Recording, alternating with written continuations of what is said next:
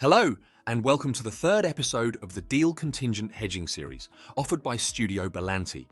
My name is Francisco, and I am an AI-generated avatar part of the Studio Bellanti virtual team. In our previous discussions, we delved into the basics of deal contingent hedging and provided a snapshot of the typical contractual clauses found in a DCH long-form confirmation. Today, I will talk you through one very interesting topic around deal contingent trades, that is their pricing. How do banks price DCHs and what are the main drivers of such pricing? I will also illustrate a numerical example for a deal contingent FX forward. Indeed, the cost question is highly relevant. With DCH, companies gain a level of flexibility not offered by traditional hedging methods, such as forwards or interest rate swaps. Naturally, this added flexibility comes at a price. Let's start by saying that a formula, more or less financially proven, for DCH pricing does not exist. We can, as is often done in the field of finance, establish the boundaries, that is, the minimum and maximum within which a consensus pricing will be found. For an FX forward deal contingent, the baseline or floor price would be that of a standard FX forward. Since DCH provides additional benefits, its cost will not be lower than a traditional forward. The same logic applies to interest rate swaps. Their pricing will not be more favorable than that of a classic fixed floating swap. The ceiling price is determined by the non-refundable cost of an at-the-money forward option for FX or an at-the-money swaption for rate transactions. This is because purchasing an option gives the buyer complete flexibility, albeit at a full, non-refundable cost.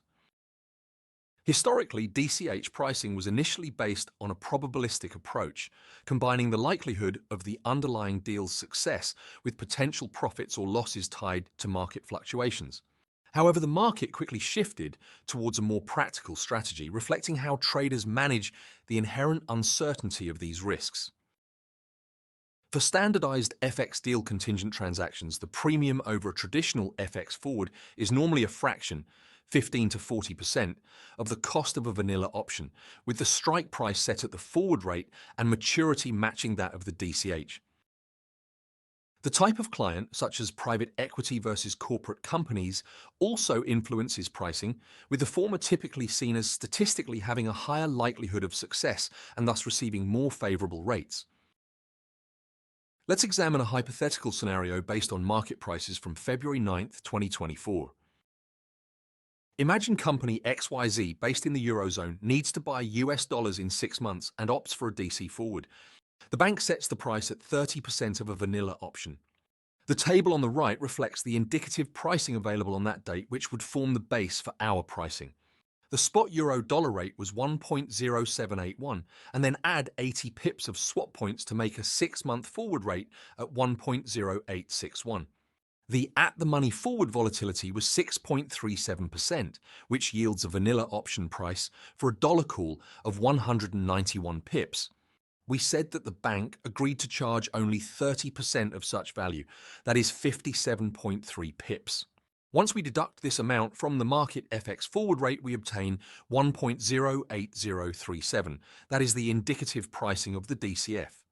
As you can see, in this specific example, the price of the DC forward, 1.08037, although more expensive than the traditional forward, 1.0861, is here a bit more favorable than the current spot exchange rate, 1.0781. Obviously, this is a pure coincidence, and it is not always the case.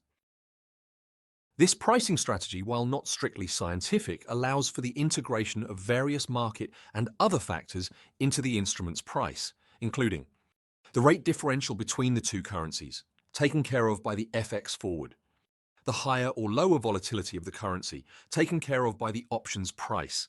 Higher volatility increases the option's premium and, consequently, the DC's cost. Finally, the probability of success is reflected into the percent of vanilla price agreed upon with the bank. Pricing for interest rate deal contingent transactions is a bit more complex, with two primary scenarios. A. Cash settlement at the settlement date, often used when the underlying deal's funding is secured at a fixed rate, eliminating the need for a swap. B. Activation of a fixed floating swap upon deal completion for a set duration. In the first scenario, pricing of the DCS is based on the price of a forward-starting interest rate swap, plus a percentage of a vanilla options price, a payer swaption.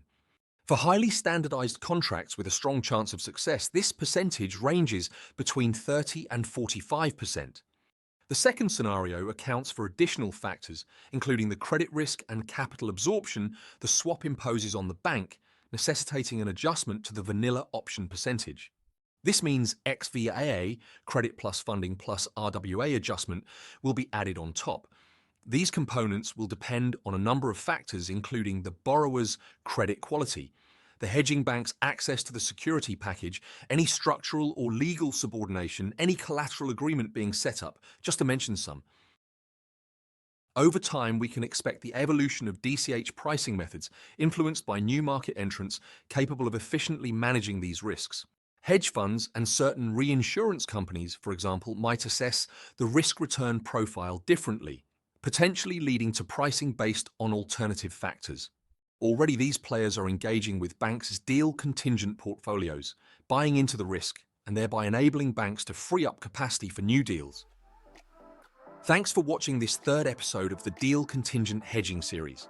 If you enjoyed this tutorial, please do let us know by pressing the like button. If you wish to learn more around deal contingent hedging and may other financial risk management topics, please visit our website at studiobellanti.com. Stay tuned with us and expect more video tutorials to follow.